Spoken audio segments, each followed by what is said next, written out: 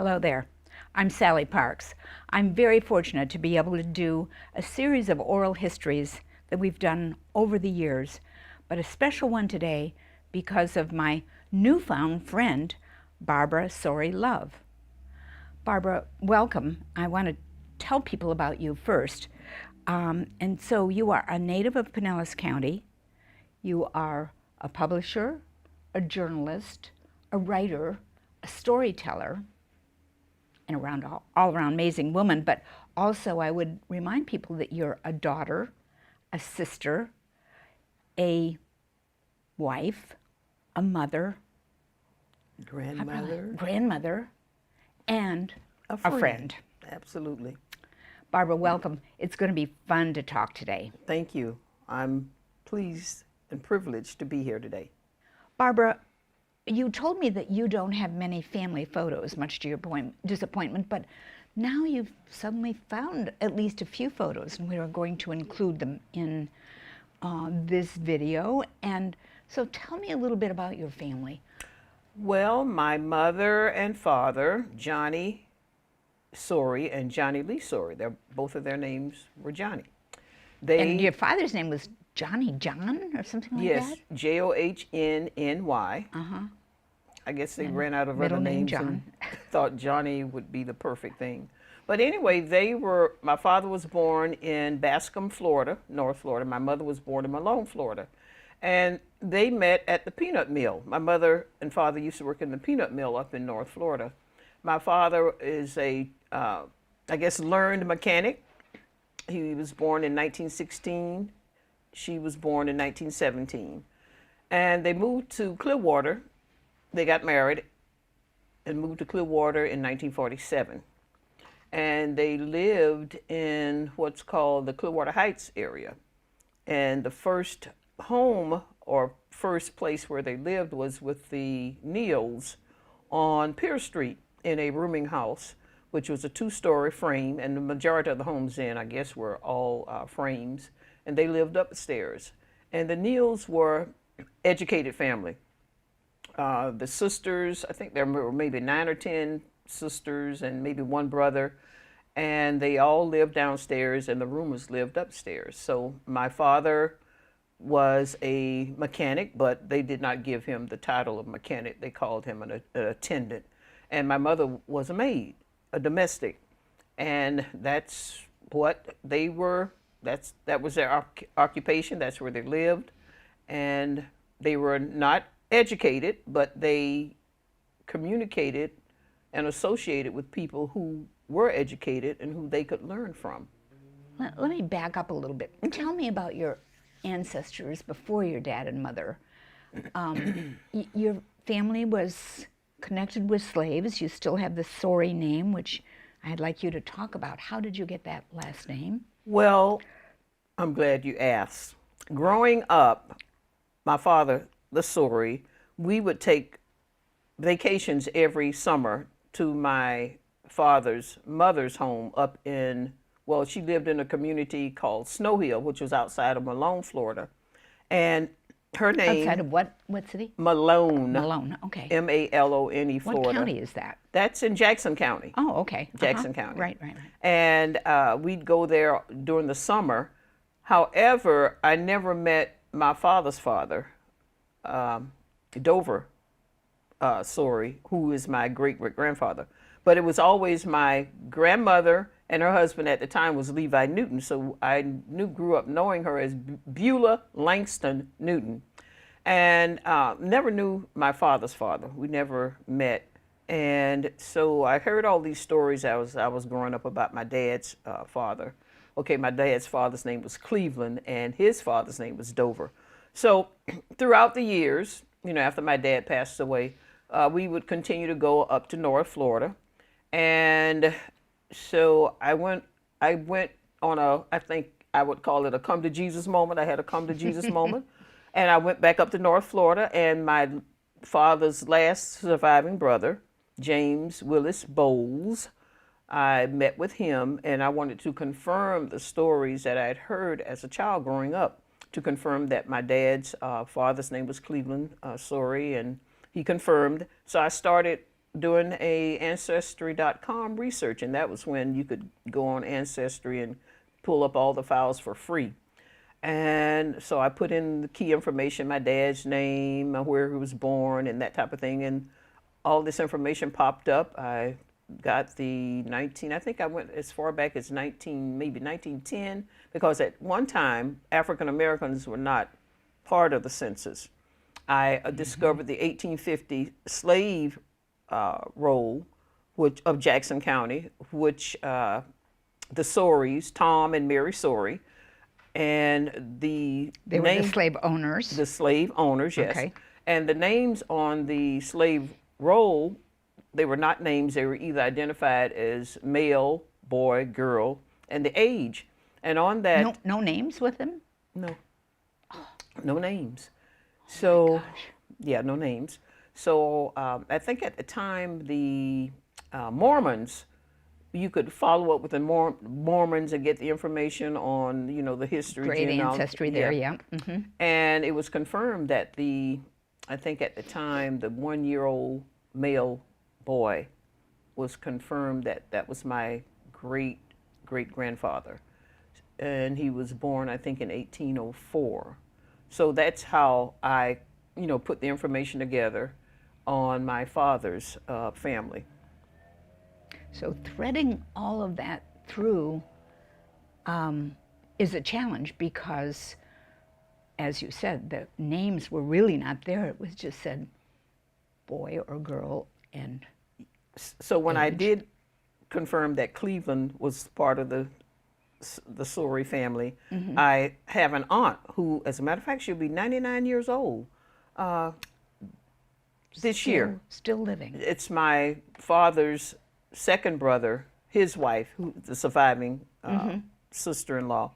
And she told me about Eldorado Sorey, who was married to the great-grandfather. And I said, "Are you sure?" She said, "Yes." So I put Eldorado's name, and that's Elderado, Sorey. And it connected, so everything was coming together. And so that's how I found out about the Soreys. Now, I'm still trying to get more information on my mother's side of the family. So Barbara, you are Sorey, and your family, your heritage was Sorey because that was the last name of the slave owners. Right. Is that right? Tom and Mary Sorey. Right. In Jackson County, Florida. Yes. Interesting. Isn't it just kind of touch your heart, but also break it in some ways to know how your predecessors were slaves and Well, didn't have a lot of independence? Yes, but no, because that was the way it was then. And to be made aware was in itself educational. The light bulbs came on, and I was able to make the connection. And I appreciated my father sharing his stories with us when we were growing up. So by him being an orator of his stories, that enabled me to continue with those stories, follow up on the last surviving brother, who was James Willis Bowles, who confirmed it, and then went to my aunt, the last surviving aunt, who's still alive now, and confirmed. And I went to Ancestry.com, and that's how I made the connection. Fabulous. And that's really kind of helped prompt you, I'm sure, write your book, Florida Girl. Well, the first book And was the Know first Where book- You're Going. You got to Okay. know where you've been. Which And why did you write that book? I wrote the book because it needed to be written. Is it prescriptive? I haven't read this book, Barbara. I'm Right. sorry to say. I'm getting my own copy, but this is one that I borrowed.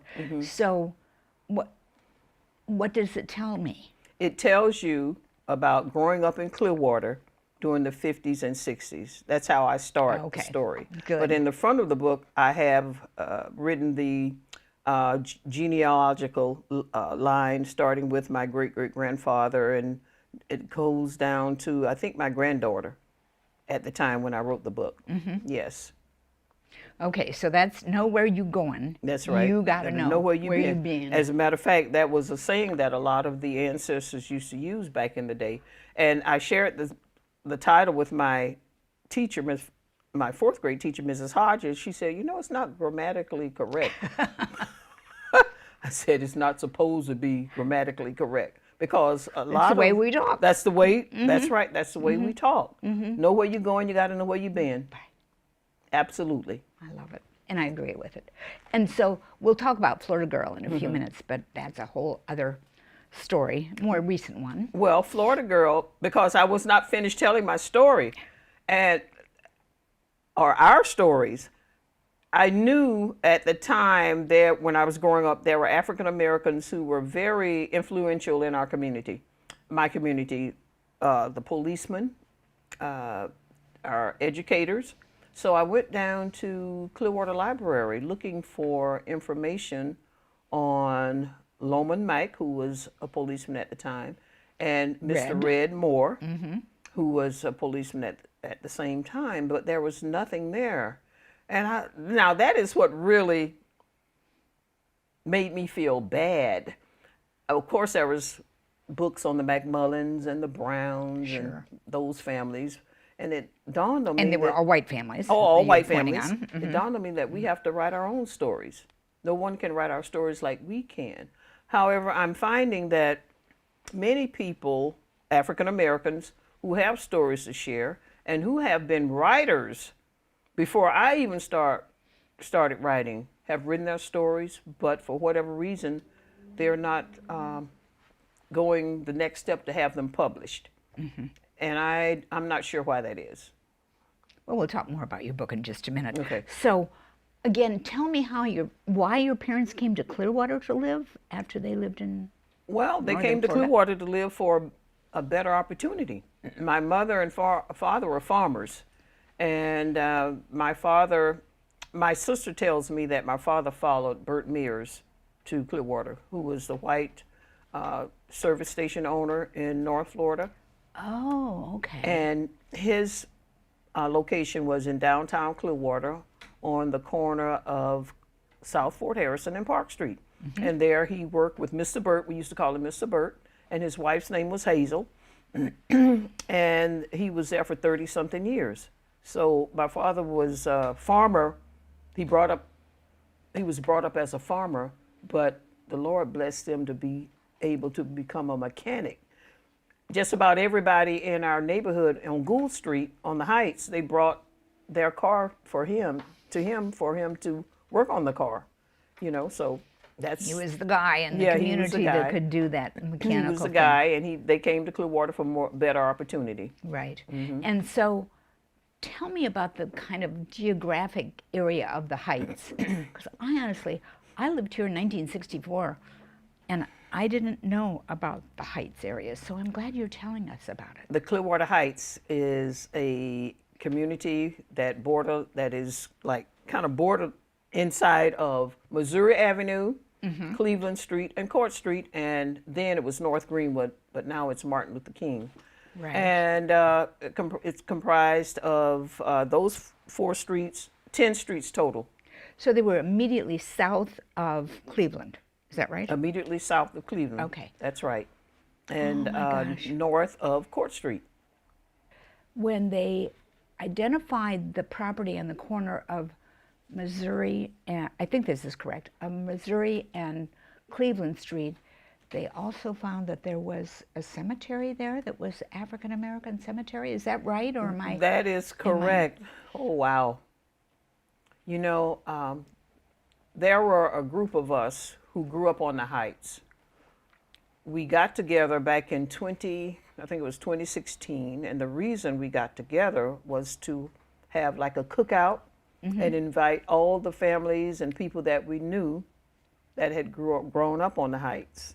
So that initial group was myself, Ruth Rembert, Tamika Barber, and Lynette Miller.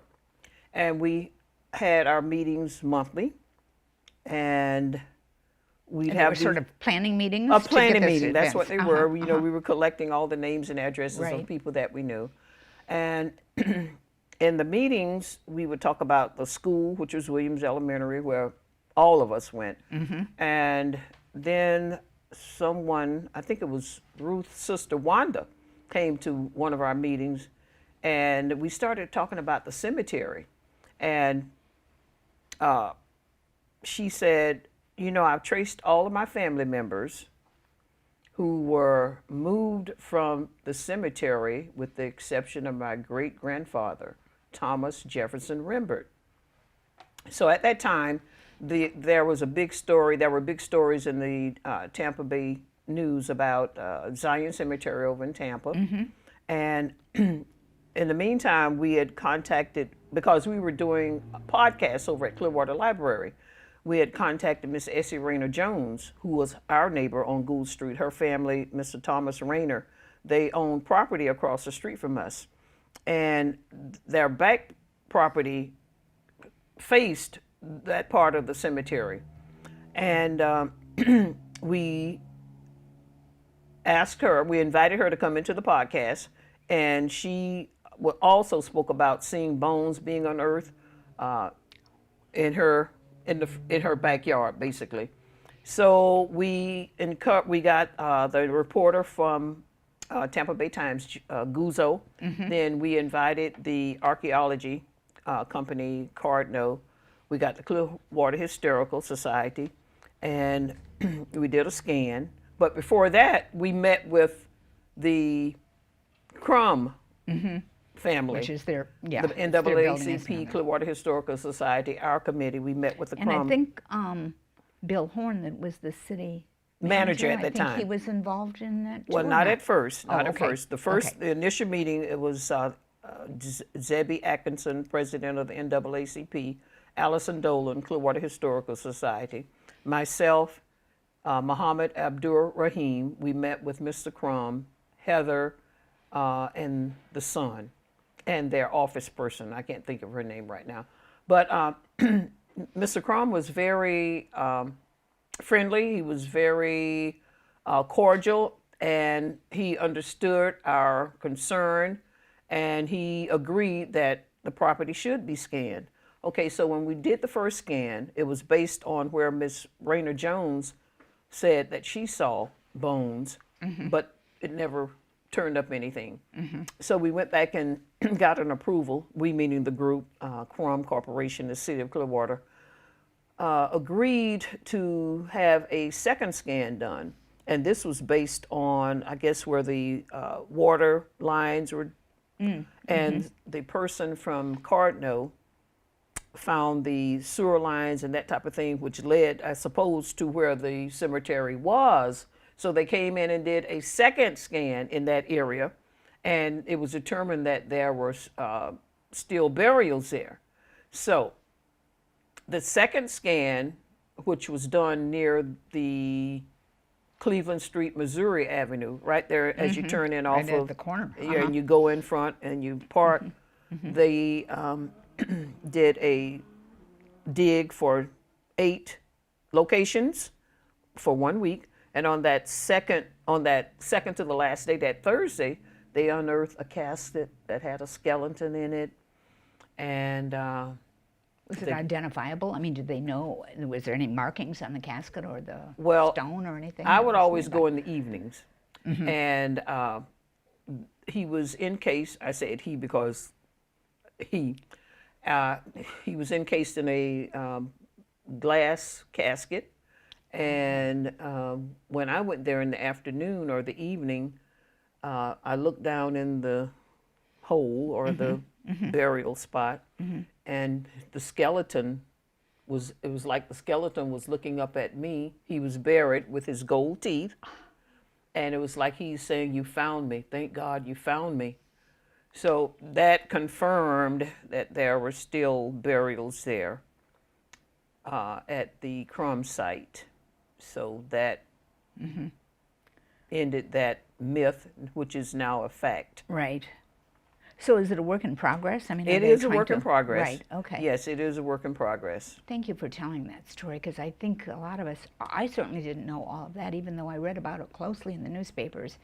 And I actually talked to Bill Horn about it one time, because I said that's really a story that isn't getting told. Well, my sister and I, we have different stories. We grew up in the same house, and we have different stories. And she'd say, "Judy, don't you remember Because my mother never drove. Whenever we go to the Cleveland Plaza, we'd walk back home, walk there and walk back home.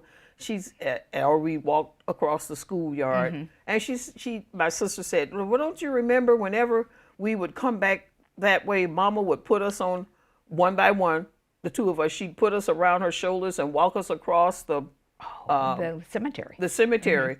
I said, I never remembered that, but that's your story. And so, yes, it has been revealed that it is a cemetery. There are still bodies there. And what we are doing now is waiting for the city of Clearwater, because the Crumb Company has asked for a complete scan of that area. So we're waiting on the city of Clearwater to move on the letter that the Crumb Company wrote them back in, I think it was April or May. Okay. So let me just kind of move on to other things. Okay. Where were you born? I was born in the basement of Martin Plant Hospital on In the basement? Why in the basement? Because that's where all the little colored babies and their moms were kept. In the basement of Martin Plant Hospital on January 17, 1952, in Clearwater, Florida.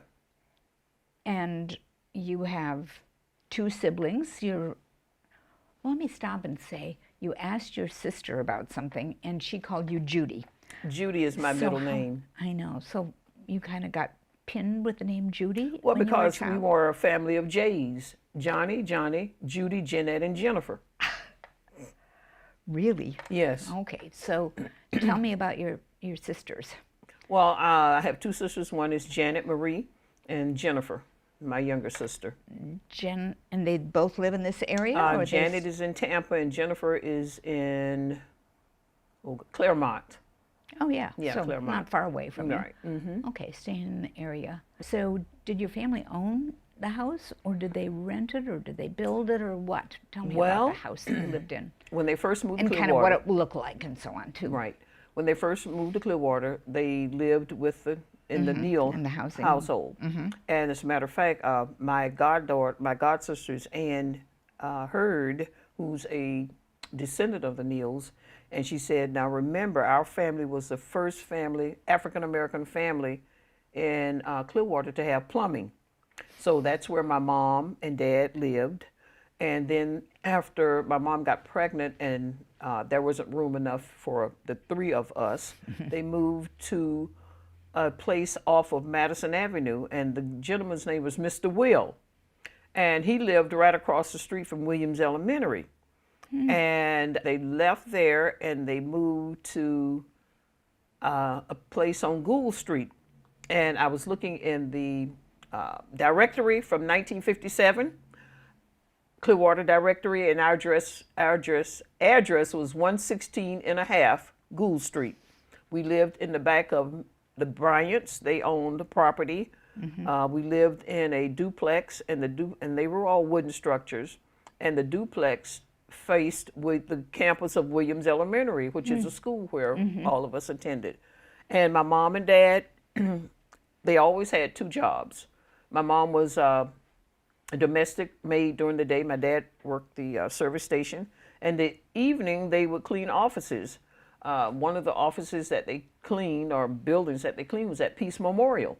My dad, at that time, he owned a 1952 Ford. And he and my mother would put my sister Janet and I, that was before Jennifer was born, would put us in the back seat, and they'd drive up to Peace Memorial. We'd sit in the car, and they'd go in and clean the offices, and we'd go home. And that's how they saved the money to have their home built. Our home was built on 1161 Gould Street, which is across the street from the Bryants, and it was the first brick home built in the community. Back in, I think that was 1957. Yeah. So it was on a slab, obviously, and then yes, concrete. Yes, it was. A 2-bedroom. 2 bedrooms. Carport. 1 bathroom. 1 bathroom. Yes. Humongous yard. Back then, the lots were humongous. We could have put another. My dad could have put another house. Really? In the backyard. Yes. you shared a bedroom, I Yes, take we it. did. And then Jennifer came along 9 years later. 9 years later. So she was just a little. I love your telling in the book about, you know, you two used to be the stars in the family, and then you weren't so much because Yes. this little baby came along after who was 9 years younger than you. 9 years younger, Yeah. yes. So it's just so fun because you know that's often true. I mean, in lots of families that's happened where the kids were the kind of the center of the universe, and then not so much. So though you were born at Mountain Plant Hospital, did you go to a pediatrician? Did your mother take you to a pediatrician? Yes, our pediatrician at the time was Dr. Everett Harrison. His office was on Fort Harrison. I knew Everett very well, and his wife, Mamie. Yes, and Marshall. Lovely couple, yep. And he used to do home visits. Is that right? Yes. Oh. Yes. Yes. And so, but he was more of a family doctor, wasn't he? I mean, Yeah, didn't family he? doctor. Yeah. So he wasn't a pediatrician per se, but he handled all kinds of things. Yeah, I he know, handled at all home. kinds of things. So that's where your parents went to? Yes. Okay. Were there any black doctors in town? Well, I think there was Dr. Telefaro, Okay. and his office was in North Greenwood. I think it was off of Tangerine and North Greenwood, but he eventually moved to St. Pete, where he Okay. started Practiced his practice. there. Yeah. Yeah. Okay. So you talked a little bit about your 99-year-old auntie, but were aunties and uncles and cousins and so on a part of your life when you were growing up? I mean, Oh. they didn't maybe live right here, but at least you had a chance to see them? Oh, absolutely. We always, every summer, my dad we would all go up to North Florida. That was something we looked forward to. It was going up to North Florida, and then North Florida included Mariana, Malone, Florida. We went as far northwest as Port St. Joe, Florida, Panama City, Florida. Really? That was a treat that we looked forward to during the summer when we were out of school. Yeah, when we were out of school. So you got lots of kinfolk around there Yes. still, I'm Yes. sure. So let's talk a little bit about the neighborhood where you grew up. So as you were growing up, tell me about what you did for fun. What kind of play did you do? And what kind of things did you do with other kids, or just you and your sister especially? Well, we went entertain. to school. We attended Williams Elementary School. Give me where is Williams? I cannot remember that. Okay. And I've lived here a long time, so Okay, tell me. Williams now, what's left of the school is no longer, but it was it faced Madison Avenue. You're familiar with the Crum property, right? Right. Well, that big empty lot, that is where Williams sat. Oh, It was really? built, yeah, it was the first school, African-American school built in 1947 after the war. And the school principal, Miss Arabella Foss, she lived across the street from Williams Elementary. And it was a U-shaped school. And the opening was where everybody met on the weekends. You know, we'd take our transistor radios and we'd play the radio, and some of the kids would play basketball. And as we were speaking, and I'm thinking about where the basketball court was, that was over the cemetery. And when we first started looking for the cemetery, trying to find maps of the cemetery, Muhammad Abdur Rahim, who used to be an employee of the city, he was able to get an aerial map of that wow. area. Oh, wow. The aerial map showed the outline of the school, but not of the cemetery. So then that caused further investigation. Court erased it. Yeah. Right. So anyway, on Sundays, when we were not in church, we'd go out to the school. Saturdays and Sundays, we'd go out to the school. That's where everybody... Just a big playground. And Big do playground, fun you know, stuff. get on the swings. We play the music. We listen to the music from WTMP. We'd have our little record players, because I think they had to have either it was battery operated, or someone brought a cord, an extension cord, and we'd plug up and we'd be dancing, you know, and that's where we hung out on the weekends. Now, North Greenwood had the like the Blue Flame and that type of thing, but we were not old enough to do those No, types of come on. things. You weren't allowed to go up Actually, into that's the truth. North Greenwood, right? We were not allowed to, hang out like, like that. So our weekend entertainment was either in church or at Williams Elementary, playing. And Did you, as you grew up and got a little bit older, did you go to the movies and did you go to the beach and, what kind of things did you do that were sort of outside of the neighborhood? Okay, my dad would take my sisters and I, well, Jennifer wasn't born, I don't think then, but I remember my middle sister and some of our friends to the Park Theater, which was on Greenwood Avenue at that time, and that was owned by Mr. Mike Dixon. And we go to the movies and see movies like I Passed for White, Mothra, those types of movies. And that movie theater was right across then from the Blue Flame. And my dad would drop us off and he'd come back and pick us up. That's what we, other than church and the school. Barbara, you lived within walking distance of the Carib Theater, because I remember the Carib very well. Why didn't you go there? Because blacks or coloreds were not allowed during that time to go to the Carib Theater. The Carib Theater opened its doors to African Americans some years later. Yeah, Right. we were not allowed. So that reminds us once again of segregation that had happened right here in our own community. As I was saying earlier, just because it's legal does not mean it's ethical. Really. Barbara, you talked about Williams Elementary being your playground, but it was also your school. So tell me about what school was like. Who were some of your teachers? Do you still know some of your teachers? Are they still around? I'm sure they are. Tell me. Williams Elementary. 1947, the first school built in Clearwater for African Americans after the war, was located on Madison Avenue, grades 1 through 6.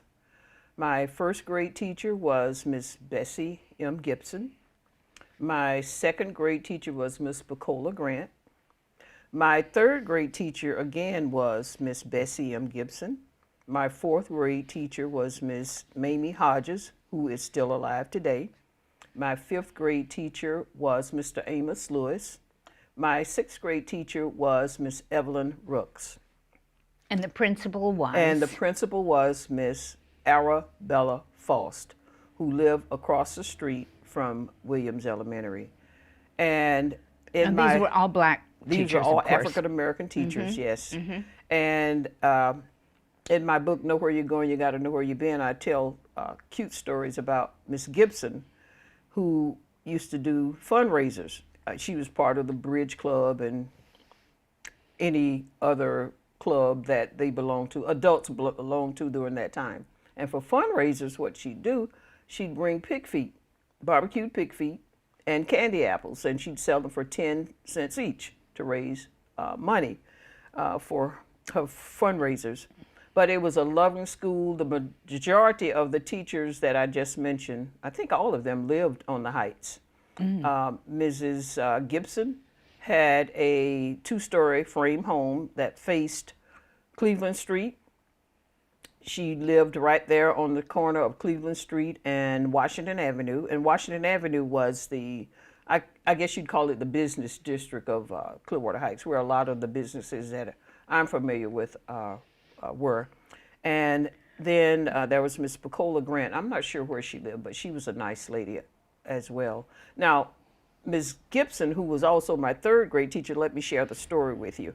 I'd gone to kindergarten, and my kindergarten teacher was Miss Kerbo, who had a school over on Garden Avenue in Clearwater. And Mrs. Kerbo had the Alice, Jerry, and Jip the Dog books, and she'd read, show us how to read, tell us how to read, have us read. And when I got into first grade, I already knew how to read. I could read better, I guess, than any of the students in my first grade class. And I think I was in first grade maybe 2 weeks. And Mrs. Gibson called my parents and asked and told them that, Judy reads very good. I think we ought to put her in the second grade. So my parents agreed. So I was put in the second grade. Then from second grade, Miss Bacola Grant was my second grade teacher. And then in third grade, Miss Gibson taught me in third grade. And it was there where I learned the art of fundraising. And as I was saying earlier, you know, she used to bring her pig feet, barbecued pig feet, and candied apples to sell for 10 cents each. And then Miss Hodges was my fourth grade teacher. Miss Hodges is where I learned the timetables. Miss Hodges was a drill sergeant when it came to learning the timetables. She'd have you say them frontwards, backwards. She'd have those cards and she'd, you know, flashcards, and she'd flip them out. And when I left the fourth grade, when I was promoted from the fourth grade, I knew my timetables with my eyes closed. Now, my fifth grade teacher was Mr. Amos Lewis, but they called him Hip. He loved to fish. As a matter of fact, he was good friends with your father, wasn't yes, he? Yes, he was very good friends with my father and my mother. He loved to fish, but his family, I think it was either his family or his wife's family, they owned property over here in Keystone. And they had a hog farm. They raised hogs. And every hog killing season, Mr. Lewis would go and bring a hog's head back for my mother to make hog's heads cheese. And I could just see my mother in our kitchen, you know, boiling the water. She had this big pot on the stove, boiling the water, putting the hog's head in, and just picking it, you know, pulling the hairs out, cleaning it, and making the hog head cheese. I could make it with my eyes closed if I had to. But she made it for Mr. Lewis because he loved it. And that was a tradition every summer, or every hog's killing season, whenever that was. Then there was, Mr. Lewis also told these fish stories. You know, every fisherman has a story. It seemed like every Monday morning he'd come into school with a new fish story.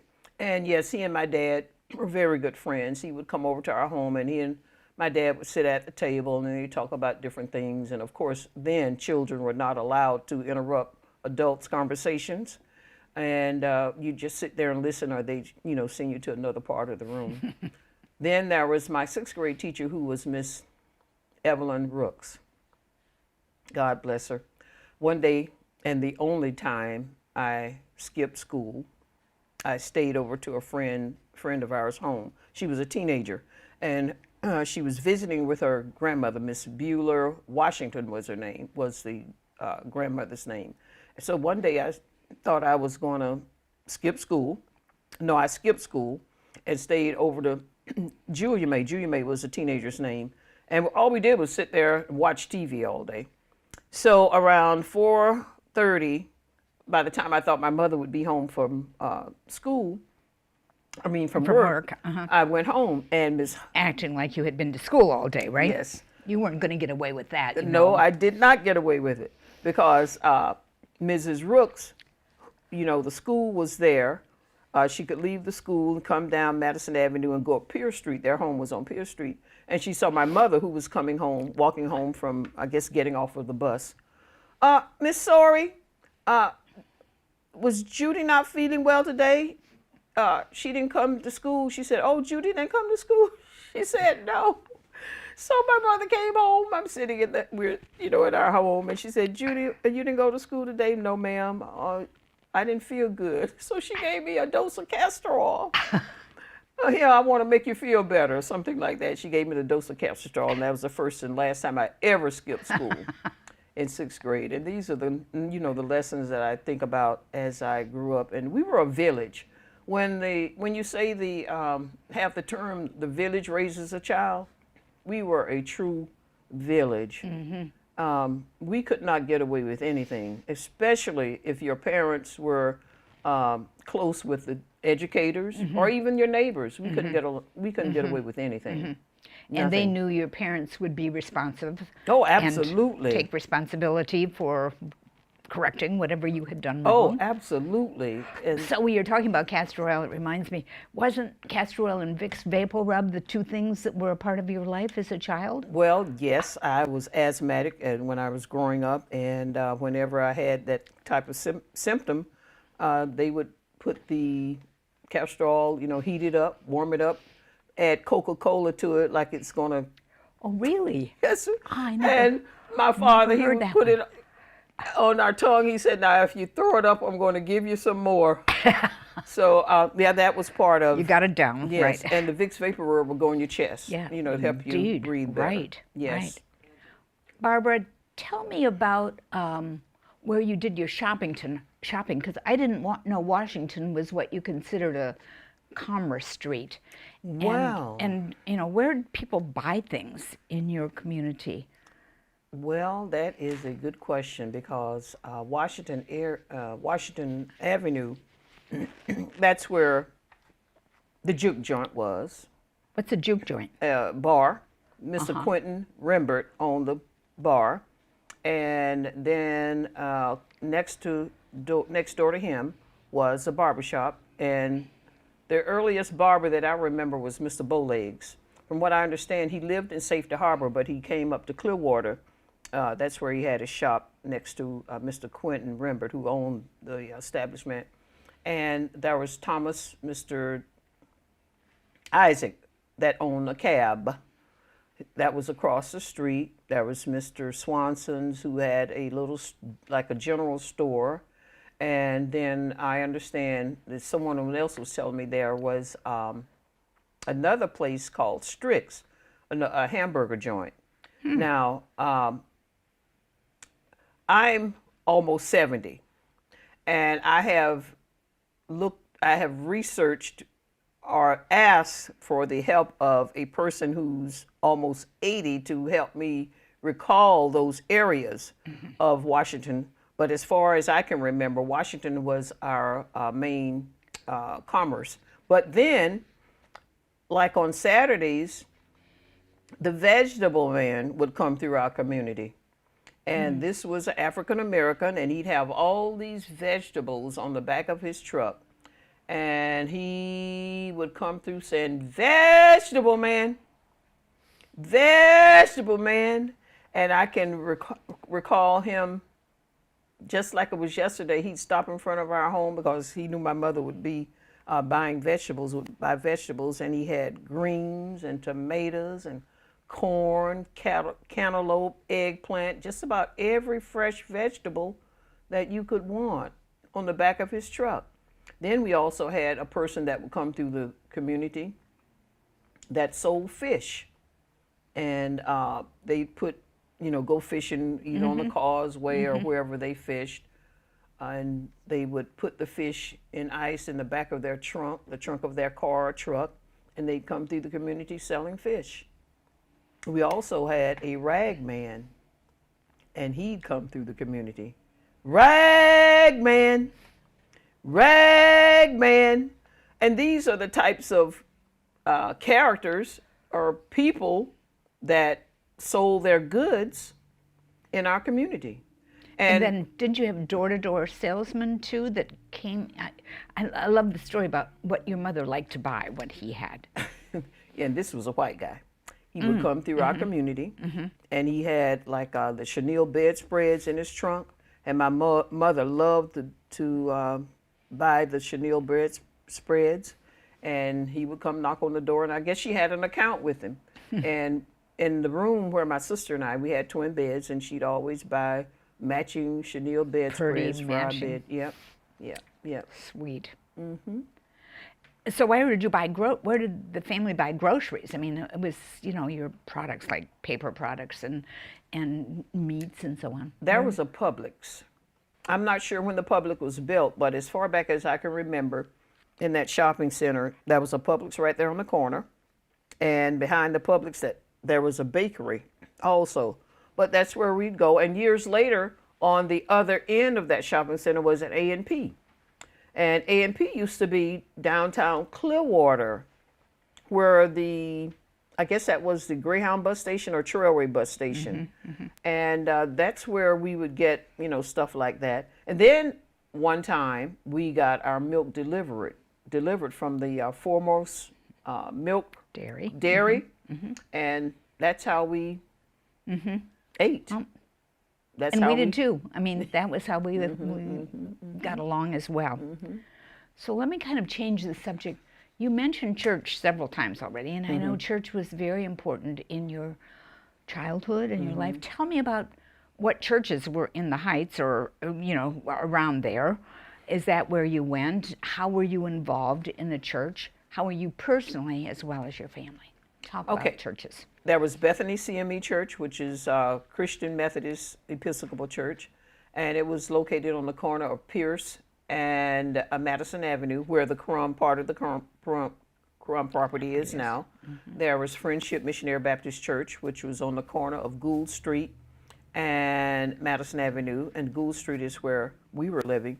And then there was New Zion Missionary Baptist Church, which was on Brownell, closer to Court Street. Now, I was christened in the Mount Olive AME Church, which is a historic church in Clearwater on 600 Jones Avenue. And because my dad, sometimes he worked on Sundays, we were not able to go there. He was not able to take us. So we went to Friendship Missionary Baptist Church, which is maybe 2 doors down from where we were.